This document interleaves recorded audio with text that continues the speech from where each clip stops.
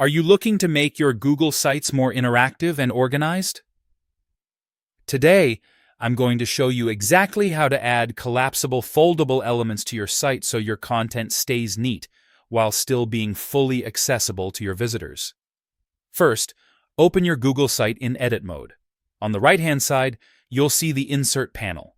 Scroll down and click on Collapsible Text. Instantly, a new collapsible section will appear on your page. You'll notice two editable fields.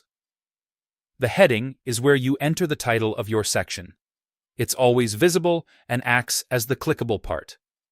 The normal text area is where your content goes. This text will appear or disappear when someone clicks the heading. You can format this section with bold, italics, or even add links. Want to make it richer? Simply drag in images, text boxes, or files from Google Drive into the collapsible area. Adjusting the width is easy. Just click and drag the blue dots on the sides. Don't worry about height. It automatically resizes to fit your content perfectly. To see how it looks for visitors, click the preview button at the top, and when you're satisfied, hit publish to make your changes live. Adding collapsible sections is a simple yet powerful way to make your site cleaner, more professional, and user-friendly. Try it out today and give your visitors a seamless browsing experience.